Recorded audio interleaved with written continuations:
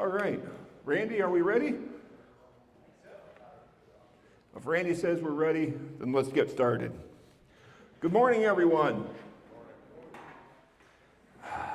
Randy, we had some of the crowd. We didn't have the whole crowd.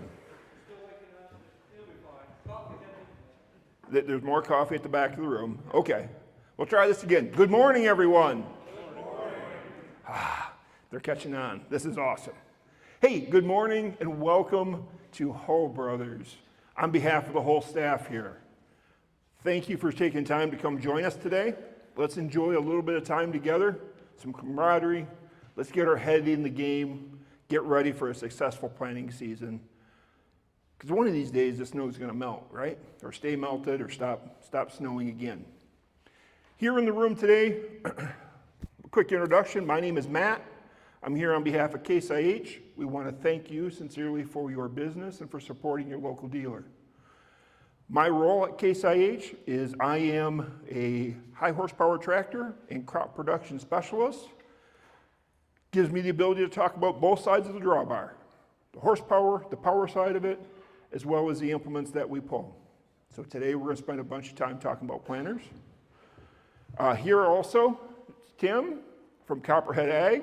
Got a nice display over there. Some of the other components that might accentuate your planter. So Tim, welcome. Got questions for him, see him. We got a guest speaker from Bex, Mike in the back of the room. He'll be up, he'll take center stage here a little later this morning. So thanks for joining us, Mike. With that in mind, a couple of housekeeping items. You found the coffee on your way in? Don't be shy. There's coolers over along the side wall. Keep yourselves hydrated.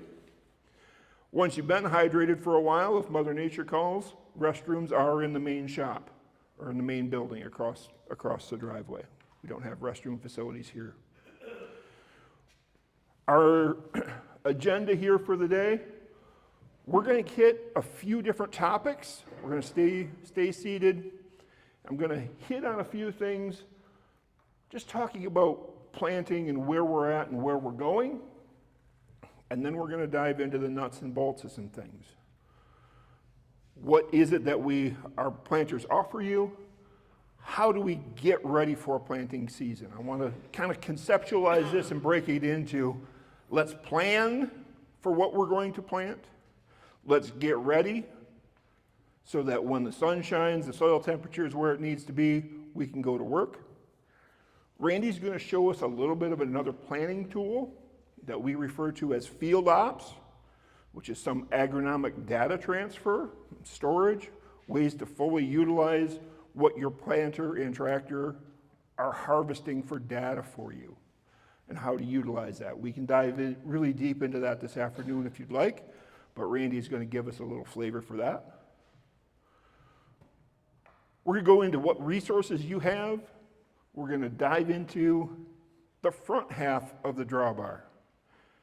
Because when we go to plant, if the power unit isn't strong, planter can't do its job either. So we're going to talk a little bit about things that we want to do with our tractor to make sure it's ready for the task at hand. Then we're going to get up. The crew from Hull Brothers is going to lead a discussion around the planter in the back, that 1245 or that 1200 series row unit and meter. I'll take a group around the 2000 series, this beautiful 2150 that's unfolded up here. We can talk about what to look at, how to get to know that planter a little bit better. Then we'll come back together. We'll turn it over to Bex for a discussion about how to help that crop thrive, fertilizer placement, the value of opening systems and closing systems and some of the things they've learned in their testing. And then lunch. And then after that, if you have one-on-one questions, we're going to stick around and be available. We want to help you get the most value out of your time after lunch. So that's how we're going to move forward. Sound logical? I didn't hear any objections, so let's move forward. Right, Brian? Okay. what does the future of planting hold? Is it going bigger machinery? Is it going faster? Or is it allowing autonomous planters to go to work and plant? We don't really know. But however we plant that seed, there's a few things that we need to pay attention to. And as owners of Case IH Planters, we want to talk a little bit about the 6 most important things to help each plant thrive. We name our planter the Early Riser because of the way that the agronomy of our row units work together. We do a phenomenal job of helping that seed get to uniform seed depth, proper seed depth, uniform seed depth, put that moist soil back around that seed, and then put the right pressure of soil all around that seed for fastest germination, fastest growth, early root development, and get it out of the ground. Those first 4 attributes really help us to have what we trademarked as photocopied plants. I want every plant of corn to look the same. The next 2 have to do with accuracy of the seed placement and the actual population of the number of seeds we put out there. That's more the element that refers to that picket fence stand that we're all after. What we find is if we do a better job with photocopying our plants, we drive yield more than we do with just having that perfect picket fence stand. So why is it important? When you think about all the money and energy you invest in growing a crop of corn, when plants emerge at the same growth stage, they have 100% of the same yield potential. As they emerge later, maybe 1 to 2 leaf stages behind, that yield potential drops off. And if it's even 3+ leaf stages behind, that plant really becomes a weed. It's just taking up space in your field and using the nutrients that you invested to make that successful.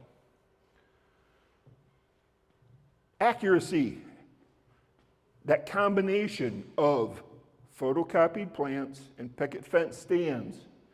If I just look at this stand of corn, I see for some reason we marked that particular plant.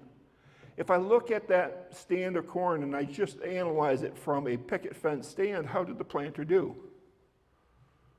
Did it do pretty good? Maybe not perfect, but it did a pretty good job.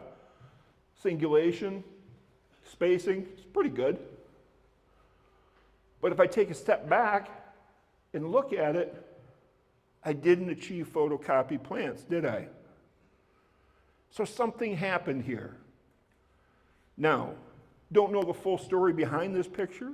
Don't know if that's an element of compaction or if it's an element of a rain event. But today, what I want us to think about is how do we give every seed the ideal chance to put on that early growth, that early vigor for its best yield potential.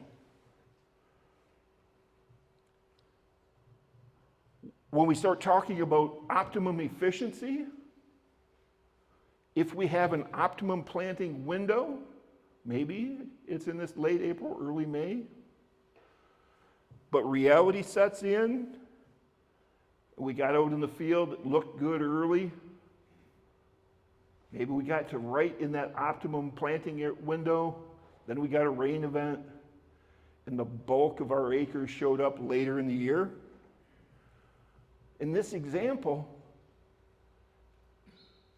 we find that our yield potential, by finding the ultimate productivity of getting that plant in the ground at the right time, will help our yield potential. Okay, that's all great. What's that mean? That means our machinery needs to be ready to go. And that's the thing that we want to talk about. You've invested in tractors and planters and tillage equipment to chase after this ideal. the better we can do to get you in that ideal planting window is going to help your profitability.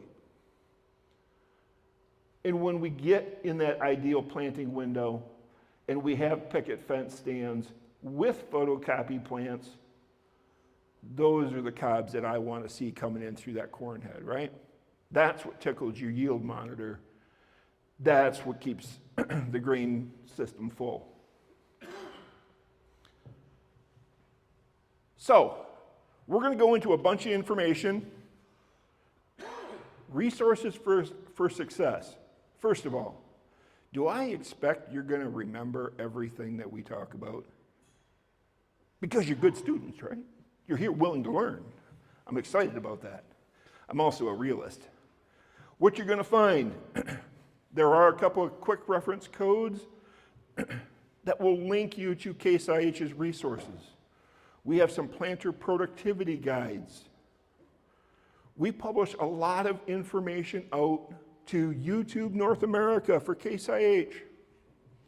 Go watch a quick tutorial video, because when the planting conditions are right and you've done your homework and you're in the field and you want to change something, you want to get that planter dialed in, Randy's phone can only answer so many calls at the same time.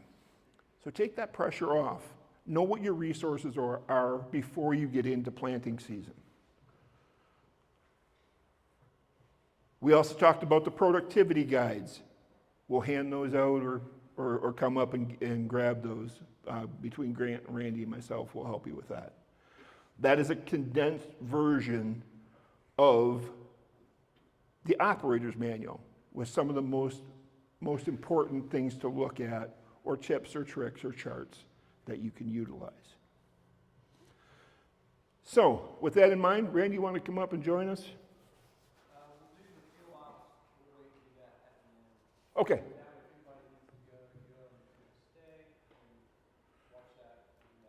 Okay, perfect. All right, a little change of our plans. So the field ops demonstration will be an after lunchtime. So then let's dive into it. What are our tractor considerations that we need to think about? To make it relevant for all of us, this is where I need group participation. So help me out. What do you guys take to the field? What tractors are going to pull your planters this year? Can I get some examples? 340 Magnum, beautiful. That limits me to about 10 years, 15 years of production. Any idea where, is it a tier 4, 22, model year 22? Okay, beautiful. So it's our AFS Connect generation with an armrest that looks like this, right? Perfect. We made that 340 in 3 generations. So there's a lot of 340s out there, so thank you for sharing. What other tractors do we have in the group? Anybody else volunteer? Anybody pulling their planter with a green one? Yep. Okay. A lot of green tractors in the countryside. We are always welcoming friends to the red side. Just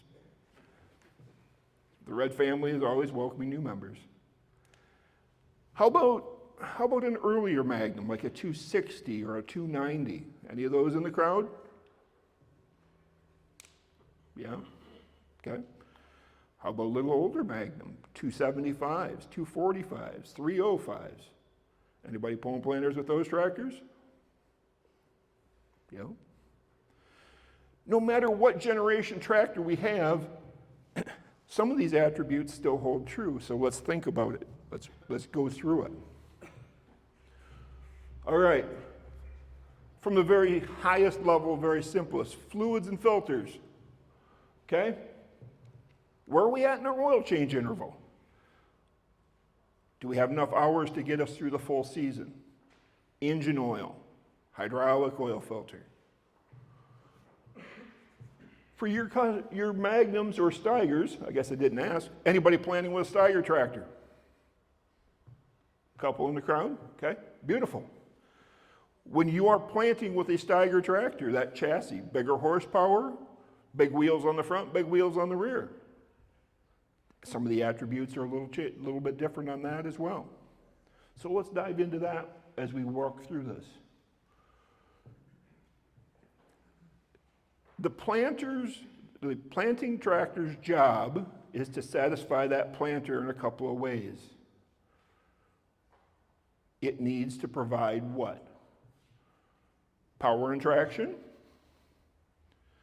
Needs to run every day. And it needs to provide hydraulic oil to that planter, right? Any other key attributes of that tractor's job? Okay. Maybe some electrical, maybe some voltage. But it's got to run every day. The GPS system has to be dialed in, and it needs to go to work. On the general maintenance of your tractors, any of your red tractors that are running DEF fluid, so 2010 and newer Magnums and Steigers, did we dive into our DEF system? DEF system on the tractor does have some maintenance, has filters, has screens. Our DEF has a shelf life. DEF is 68% water, 32% deionized, 32% urea, 68% deionized water. This time of year, when you're storing your DEF, whether it's at the dealership or on the farm, that DEF will get a little slushy. It shouldn't freeze, but it could freeze. And when it thaws, it stays in suspension. But it has a shelf life. DEF doesn't like sunlight. It'd rather be a little on the cool side. So if your tractor's been stored, got you finished with your fall tillage last year, and that DEF has been in that tank, and it has gotten cool, gotten warm, gotten cool, gotten warm, there is the ability for some of that DEF to start to settle out a little bit. Let that tractor run. Let it agitate that fluid. Put some fresh DEF on the top side of that tank. Fill it up. That will keep that fluid in suspension and ready for the tractor to draw that fluid when it needs it. Your DEF module has a paper filter in it. So as you've gone through the years of owning those tractors, if you've never found that filter, now's probably a good time. It has a lot of capacity. It's a pleated paper filter, allows us to run a lot of gallons through it. It may not have given you trouble, but let's head that potential off before we get there. Fuel's in the same situation. That tractor's been stored most likely over the winter. When we get it out, let's put some fresh fuel in it, top that tank off, drain the fuel and water separator. And if you're bringing it in the shop to do that pre-season maintenance, get the filters changed. On the engine itself, coolant. You need to remember that if you look on the side of the radiator of your Magnum, about 2015, we changed the formulation of fluid in that radiator. We went from an ethyl glycol-based coolant to an organic acid technology, or an oat coolant. If you need to top that off, or you're at the change interval, make sure we're putting the right coolant back in that tractor. And again, those DEF generation tractors, are you aware that there's a crankcase ventilation filter? If you have not found this filter, it's oil change or filter change intervals every 1,500 hours. It is actually inside the crankcase of the engine, and it serves to sling the oil out of any of the fumes or vapors that come out of the blow-by tube on that tractor. This is a crankcase ventilation filter. This is one that ran for about 3,000 or 3,200 hours. It mounts to the back of the camshaft, and it slings oil through this filter material. Unfortunately, This customer never found this filter in his maintenance of his tractor until it was too late. When that filter material let loose, it found the oil pickup tube on the engine of that tractor, and we had a bad day. So if you haven't found a crankcase ventilation filter on your tractor, work with the crew here at Hull. Figure out where it's at. It's not easy to get to, but it's not impossible either. It is at the back of the engine of your Magnums and Steigers. So let's talk a little bit about the hydraulic requirements. If the tractor's job is to keep the planter happy, keep flowing oil to that planter so that the seed meters, the fertilizer system, the bulk fill system can do its job, how do we teach it? How do we adjust those flows? What is it that this planter needs from the tractor? Let's talk a little bit about flows and use of timers. Optimize what we have for capacity out of that tractor. There's a function called motor mode. Motor mode is a function of allowing these levers, no matter what generation of tractor you're running, to either allow that hydraulic oil to come out of that valve spool in a flow and float combination only. And what it allows, or what it disables, is the ability for that motor to spin backwards. These planters don't like oil flowing the wrong way. And it eliminates the chance for that valve to go into float, or into the neutral position, not float, excuse me. The neutral position of the valve is where the load checks come on. So if I'm going to use number one valve to raise and lower, say, my field cultivator, when I let that lever come back to the centered position, the load checks come on, so oil can't leak down and that implement doesn't settle. That's great on a raise and lower function. But when that vacuum motor is spinning really fast, or your seed drive motors are spinning, and if that valve comes back to that centered position and the load check comes on, that's going to deadhead that oil and put a pressure spike into that motor. So use motor mode. Depending on what variant of tractor we're talking about, the controls are a little bit different, but get to know your tractor and use that motor mode feature. What that does is it just prevents us from ever shock loading the hydraulic system to that planter. It protects the motor seals on that planter. We'll go into a little more detail. Priority. For many years, anybody planning with an 8900 series Magnum, 71, 72? Those tractors had priority valves.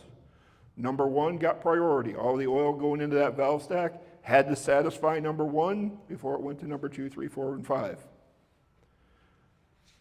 On the tractors thereafter, priority is now equal priority. So it's less important that I plug into number one valve first. Here's the important part. No matter what pump combination is on your tractor, hydraulic flow is a direct function of engine RPM. So the faster I spin my engine, the more gallons of flow I get. How many gallons do I need? Well, that depends on my planter. On our chart, we have a combination of configurations that we sell our tractors with. Is it a standard flow pump? Is it the twin of a twin flow combined pump? Is it a high flow pump? What does all this mean? What I want you to take away is, if you think your tractor is rated at 60 gallon a minute on the pump, we got to be out here at rated PTO RPM. So on our Magnum tractors of today, the standard flow pump is about 44 gallon a minute at the couplers. We don't see many standard flow pump tractors anymore. Instead, the high capacity pump is a single pump. It serves all of our coupler stack at about 59 gallon a minute. We have a high flow option, and that's two pumps working together that can produce 75 to 86 gallons a minute out of the back of that tractor to satisfy this planter. Now, does the planter need 86 gallons a minute? No. But that allows me to bring my engine RPM down so I don't have to just be burning diesel fuel to spin that pump fast enough to keep my planter happy. How many guys in the room are planning with a CBX or a CVT transmission?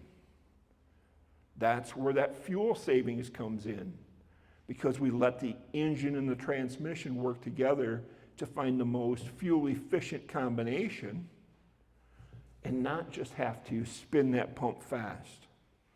That's where some of that savings comes in for the investment you've made in that tractor. If I have a two-pump system, there's one thing I need to be aware of, is that we start to supply one side of the valve off one pump and the other side of the valve off the other pump. So it becomes important where I plug my hoses into the back of that tractor.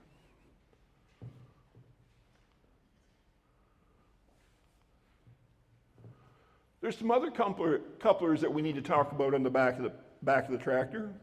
If you visualize the red as the return side of your couplers, I can push oil back into the tractor through that return side of the coupler, but it generally has a higher back pressure because that oil has to come in, go by that load check that we talked about, into the valve, the galleys, and get back to the filter head. Our red planters prefer that many times we use this big motor return port, highlighted by the blue cap. What that is, bigger coupler, bigger hose, and a pipeline for that oil to bypass all the inner workings of that valve and get right back to the filter head and then to the cooler on the tractor. Bigger pipe, less corners, less orifices, less restriction, less heat. So all those little things help your tractor to run cooler, your hydraulics to run cooler, and we get more acres planted even in higher ambient temperatures. There's another port we need to talk about, highlighted in green, and that's the case drain. The case drain is designed to be low flow. It's kind of a leak path to allow oil to get back from the motors on the planter and get back into your tractor. It's the leakage oil. It's not the drive oil. It allows that oil to just dribble back into the back of the tractor. It's always the smallest hose in the bundle. It's always the hose without a partner. And it usually has a flat face tip on it. It's really designed to take no more than about 5 gallons a minute. So as we stand here, we look at this planter behind us, I'm going to use the example of this air compressor. I see I've got 1, 2, and 3 hoses going to this motor. I see big fitting, big hose, medium-sized fitting, medium-sized hose, really small fitting, really small hose. That medium-sized hose, that is pressure. So if I'm pushing oil under pressure, I can do it through a smaller diameter. I go to a big diameter to just allow all that. Those coolers were not sized like this, so they were passing oil the whole time. And those generations of tractors, it's crucial that we have the proper airflow through that cooling system to keep that cooler working.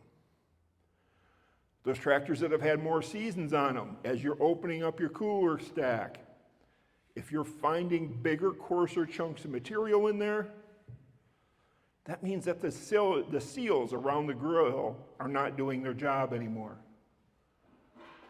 There's always a bulb seal around the bottom, or maybe up the sides, so that any debris has to come through the round perforated holes on the grill screen. If you're finding soybean pods or wheat stubble bigger than those holes, that means that we got something leaking. Let's tighten that seal up.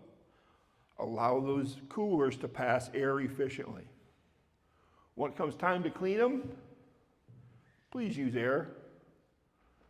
Low pressure air, medium pressure air. Don't bend the fins over. Don't get the power washer out to those aluminum and brass fins. Things will not end well. If air is not getting them cleaned out, garden hose water is your next best friend. But when you start inducing water, you got to finish your job. Otherwise, you just built concrete in the middle of these coolers. So if you introduce water into your cooler stack, make sure you finish the job. Flush it, get those fins cleaned out completely. But try and clean with air only. Other things to keep in mind, your office is the cab. So let's take a look at those filters as well. The bottom is referring to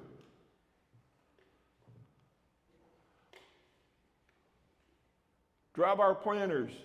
When you couple to your drawbar, we offer poly shims. If we put a stack of poly shims on top of that clevis, when that planter, that 1245 planter, is in the plant position, do we have a lot of drawbar weight? No. As we're going through the field, that drawbar can raise and lower. It starts to get into a negative tongue weight because all the weight is behind the wheel, the transport wheels of that planter.